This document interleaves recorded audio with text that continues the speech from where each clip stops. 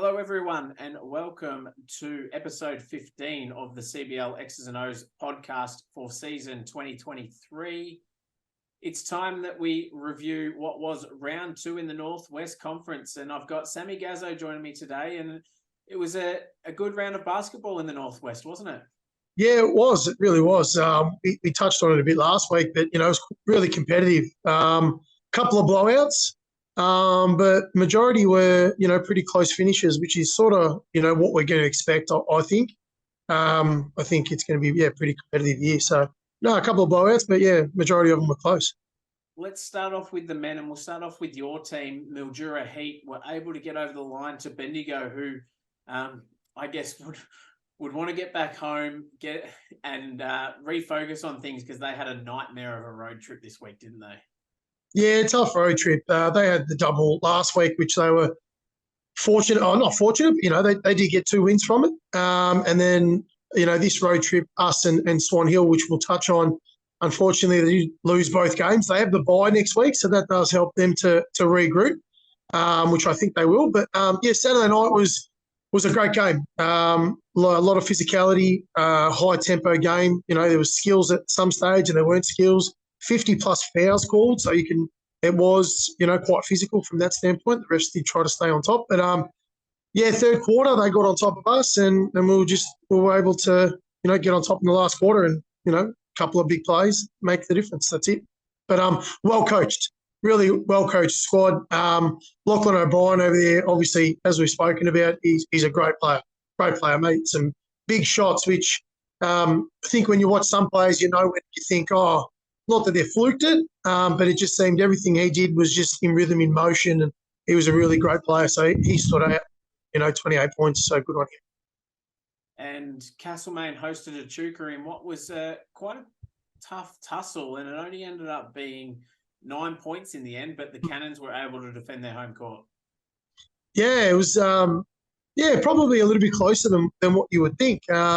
Did see a couple of highlights for that game and a bit of tussle and towing in that sort of second half. And then Castlemaine hit a couple of shots, and I think that sort of made the difference at the end. But got to love the fact that Chris Hogan's there hitting, I think it was 4 3-pointers out of his 17 points. So the young man out there still got it, making those 3-pointers. So good on him. But, Castlemaine got the points, so good on him.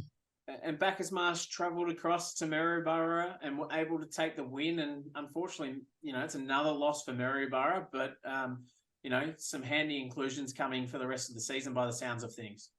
Yeah, it does sound like Zach Dunmore will make his debut this weekend, so they will be looking forward to that. Brady Neals looks like he did what he could in that game there, but losing by 12. And Bacchus Marsh, we expect them to be tough. They get a couple of, key possessions here and there, and that will make the difference. So Maryborough probably haven't started the way they'd want to. They probably see themselves as a top 4. But, they've got an inclusion this week, which will make a difference. And Milan Savic shooting 30 points for Melton. They crushed the Kyneton Tigers. Yeah, well, Melton, again, look like they're going to be tough. They are the defending champions. Between Milan and Bowl there, scoring 50-plus points out of the 120, good on them. Obviously key players in the team, but they would have, been able to get some key rotations, give everyone a couple of minutes, it did look like. They had 12 maybe players, I think, play. So good minutes throughout their squad, but you expect Melton to be tough on their home floor and, Kyneton probably just have to chase them most of the time. So, Melton at this stage are on top for a reason. So, they're the benchmark so far. And on Sunday, Maryborough hit the road to Kyneton to, rectify their mistakes and errors that they made on Saturday, and they were able to walk out of Kyneton with the win, which they would be very, very happy about, their first win for the season. Yeah, they would have probably liked to go for the double over the weekend. I'm sure they had that in sights, with the home game, even though they are tough opponents. But that's how you respond the next day. That's the good thing about a doubleheader sometimes is that if you do drop the Saturday night, you get the Sunday to sort of rectify it or sort of save something from the weekend. So, Maryborough would be happy with that. And again, Brady Neal sort of leading from the front there, one of their top scorers. So, they'll be happy with the first win and they'll be looking to keep moving up. And you can't go past Jordan Mangan for Kyneton. You know, he's been a regular Yes, top yes, scorer sure. for them. So, you know, it's someone that you've got to watch for Kyneton because they will likely get a win this season. It's just when that's going to come. Yeah, you're right. Jordan Mangan and Jared Thompson were both top scorers for both games. So probably very big keys for them are those two. So, you know, good on them trying their best. They might need a couple of guys to step up and help and, you know, make a couple of big plays. But, yeah, Jordan and Jared seem to be the players out there to watch, definitely. And the Macedon Rangers got the job done over the Echuca Pirates in, what would you say, maybe a low-scoring affair with Echuca only shooting 35?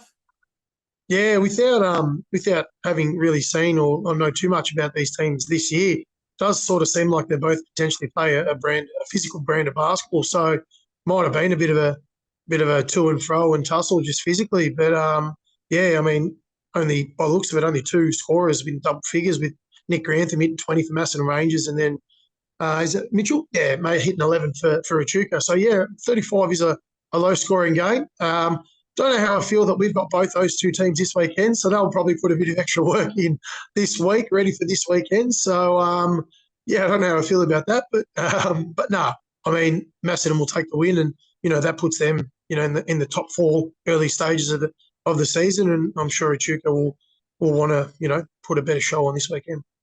Yeah, and we mentioned it before. Obviously, Bendigo on their road trip home pulled into Swan Hill to take on Swan Hill, and obviously Lachlan Gardner and Torben McFarland did the job to give Bendigo their second L for the weekend. Yeah, exactly right. I mean, as we know, Bendigo haven't played their fourth game in however you want to call it, 8 or 9 days. Is tough, especially with a lot of travel that they would have had. So it does just seem potentially they ran out of gas. Just that sort of last quarter seemed to be a bit of a difference. So, you know, Lockie Gardner and Torben McFarlane seem to have stepped up 28 and 26 each. And, you know, again, Lockie O'Brien and Mitchell Goodman, who we saw on Saturday night, you know, seem to try their best. But Swan Hill will be happy, first win of the season. So, you know, 1-1 for them is a great start. They only had the 2 wins last season, so they'll be looking to keep moving up as well. Yeah, and we'll just have a quick look at the ladder. And Melton are on top with a 2-0 record. Mildura as well, sitting in second with a 2-0 record, and Castlemaine. So we've got 3 teams still undefeated, but they've only played 2 games each. Yeah. So there's still plenty of games still to come.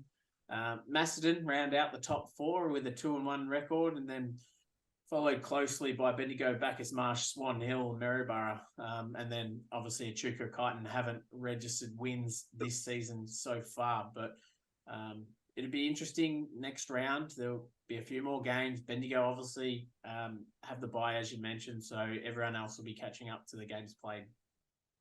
Yep. Yeah, exactly right. And like you said, it is only early stages, but you want to obviously stay on the green side rather than the red side. You do want to get those wins. So, yeah, I think the bye is probably coming a good time for Bendigo. They get to recoup and recharge the batteries a little bit and get ready for the rest of the season. Having played 4 games, they probably wouldn't have seen themselves at 2-2, but they're really well coached. So I'm sure they'll be fine.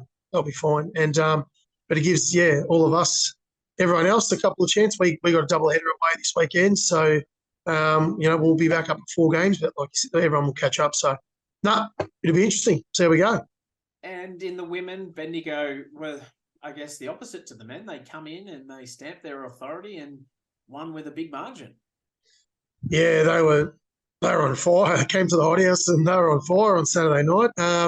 Probably was close up until about half time, but then it probably, not that Bendigo aren't a young team, but we've got a couple of young girls over on our side. You know, Evie Oldham, off the top of my head, is only 15 and she had 12 points, you know, quite young. I don't know all the ages of the Bendigo Braves, the women's team, but, you know, she's quite young and she did what she could. But Poppy Blanche just had a night out. Like she started off quite well in the first quarter and then just decided to pop 8 threes, you know.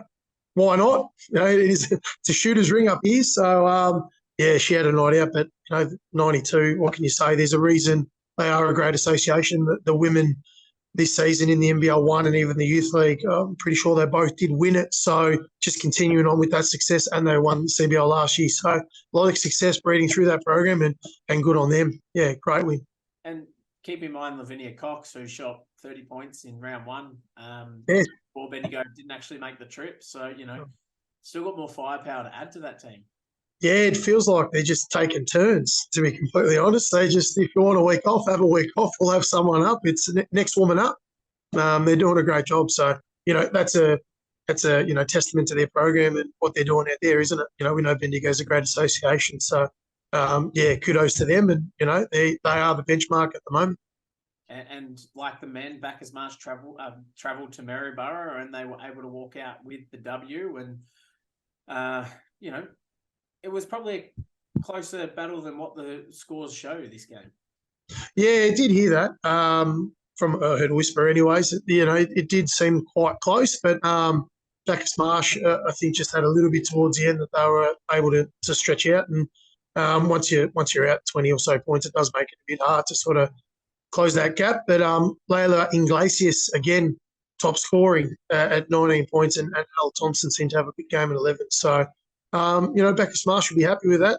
So far, first win for the season, so they'll take that 1-1. But, it hasn't been fourth place at the moment. So, that's what we're fighting for. We're playing to get in the finals and see how we go from there. So they'll be happy to pick up their first win, especially being away. Certainly in game of the round between Melton and Kyneton. So Kyneton travelled across to Melton and were able to walk out of that building 3-point winners. And Alexandra Strawhorn continuing her fashion, shooting 22.